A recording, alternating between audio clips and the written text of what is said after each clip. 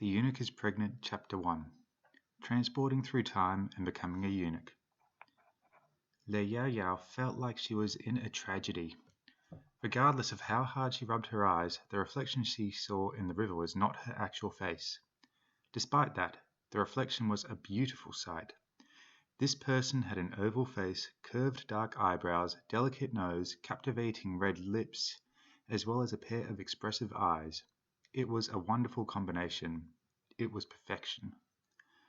Although Lei Yao Yao had seen many gorgeous women on television and magazines, they were incomparable to this beauty. It took Lei Yao Yao a while before she snapped out of it. The reflection may be stunning, but could someone tell her what happened? It was summer break, and she had merely gone bungee jumping with her friends. She had closed her eyes before she jumped, but by the time she reopened them again, she was in this strange place. Where were her friends? What was this place? Where was she? Another thing that really bothered Lei Yao Yao was that despite how attractive she looked, why was she wearing a dark blue eunuch outfit? She had already examined the body. The body of this owner was a female. So what's up with that? Lei Yao Yao was shaken and dumbfounded. Then she finally came upon a realization. She had transported through time. Oh God! Whenever she was bored, she enjoyed reading novels that went back in time. She thought those MCs had very exciting lives, but she never thought she would be just as trendy and transport herself. After the shock, Lei Yao Yao could only accept the reality and slowly calmed down. That was her personality. She could easily adapt to her surroundings. Her motto was, "The ships will straighten itself when it gets to the harbour." There was nothing too overwhelming in this world she couldn't handle. Since she had travelled through time, she will try her best to live well in this time period. Deep down, she knew she will never see her father, mother, and friends again. Thinking of this, Lei Yao Yao became really sad. But before she could grieve, a sharp and clear voice entered her ears and caused her to jump. "Xiao Yaozi, it turns out you're here. I'm glad you are easy to find." The person that had approached her was a little eunuch that was probably around 15 to 16 years of age. He was around Lei Yao Yao's age, and he was also wearing a dark blue eunuch uniform. He was quite delicate looking, and his skin looked tender. It surprised Lei Yao Yao because this was an actual legit eunuch, and not the one she watched on TV. Except right now she was also a eunuch, but she was a knockoff version. And honestly, she had no clue who this guy was. Although she had been transported into this body, she didn't possess any of the previous owner's memories. Hence, she had no clue who was talking to her. So she came up with the ultimate solution in books. She pretended she had lost her memory. That's right. Lei Yao Yao scrunched up her nose and lifted her lily-white hand and pressed it against her forehead. She appeared to be in pain. Thinking back, she often participated in a lot of storytelling at school. Acting was definitely a piece of cake for her. My head is hurting so badly. Who are you? Why can't I remember? And who am I? Xiao Yaozi, what happened? I'm Xiao Muzi. Don't scare me. Seeing Lei Yao Yao's pained expression, Xiao Muzi was extremely concerned. His eyes showed that he was anxious and worried. It made Lei Yao Yao feel a bit guilty. After all, this person truly cared about her, and she was lying to him.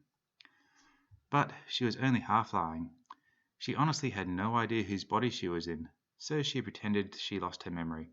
Plus, currently, she did have a headache. Earlier she looked around her surroundings and noticed she was in a remote area with a very high wall next to her. She could hear a lot of noises behind the wall.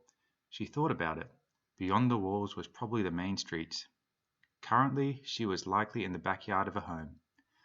She didn't know why the previous owner was here. Also, she had a huge bump on her head, and it was throbbing. Based on Lei Yao Yao's assumptions, the previous owner was probably trying to flip herself over the wall. Clearly, the previous owner failed and fell down, and for some odd reason, her soul entered her body.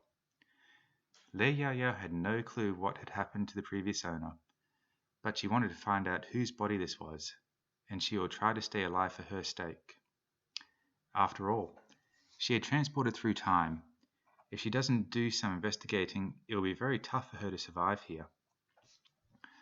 While Li Yao was pondering, suddenly Zhao Muzi's expression turned stern. He gravely asked, Xiao Yaozi, you're trying to trick me, aren't you? You're just playing dumb. In reality, you haven't lost your memory. Am I correct? Eh? Hearing Zhao Muzi say this, Lei Yaoyao was shocked. How could this foolish-looking eunuch be so smart? Could her acting skills be too poor? She couldn't even trick him. She was speechless and didn't know how to respond. Then Zhao Muzi let out a big sigh and glanced at her with a pitiful expression. Zhao Yaozi, regardless of what you try, you can't avoid it. Who told you to be so unlucky and draw the inscribed bamboo stick to serve Prince Rou for a month? You're destined to serve him. Next month, good luck on drawing, and perhaps you won't be so unlucky next time. Then Zhao Muzi let out another loud sigh. His words evoked a lot of curiosity in Lei Yaoyao. She blinked her big watery eyes and asked, Is Prince Rou really scary? How come Zhao Muzi made the prince sound like a 3-headed, 6-armed monster? After hearing Lei Yaoyao's response, Zhao Muzi's mouth widened, and he finally believed her words. Oh my goodness! Zhao Yaozi, you've actually lost your memory? You can't remember who Prince Rou is? Lei Yaoyao shook her head. Seeing this, Zhao Muzi had no choice but to explain everything about Prince Rou and Lei Yaoyao's current identity. He told her everything he knew. It turned out this dynasty was called the Heaven Yuan dynasty.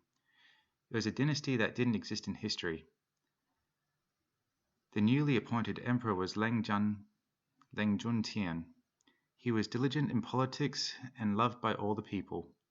The current emperor also has a brother, and his name was Leng Junyi, also known as Prince Rou. Although they weren't from the same mother, they had a great relationship ever since they were young. Despite this, the emperor and Prince Rou were polar opposites. Apparently, the emperor was like a smear of March sunshine, whereas Prince Rou was comparable to a cold, wintry 12th lunar month, piercing through the bones. As for Zhao Muzi and her, they had arrived here 2 months ago. However, all they have done so far were odd jobs around the courtyard. They haven't actually seen Prince Rou yet. Regardless, they have heard many stories about him. Rumors have said that Prince Rou was extraordinarily handsome, extremely wise and strategic. But although he was talented and gorgeous, he was ruthless and unpredictable. If he was provoked, getting spanked would be considered a light punishment.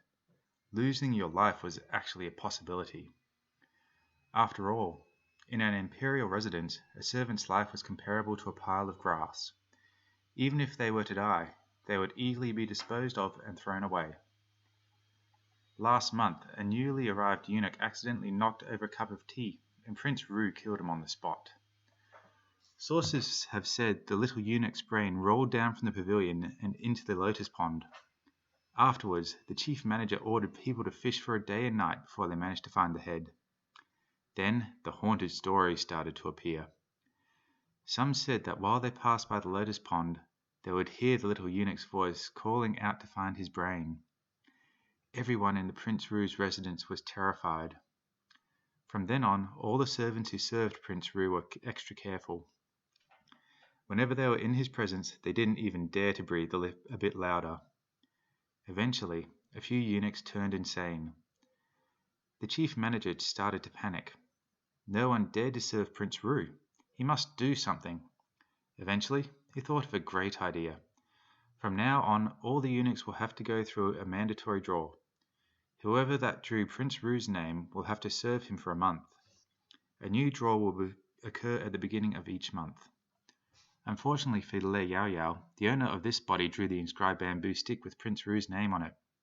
Perhaps that was the reason why she had tried to flip herself over the walls. Of course, Lei Yaoyao had no evidence.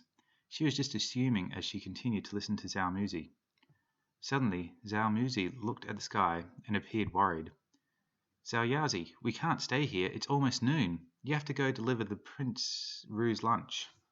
What? Why do I have to do it? I don't want to, okay? Although Lei Yaoyao was normally loud and fearless, After hearing stories about Prince Rou, she couldn't help but place Prince Rou under the category of dangerous.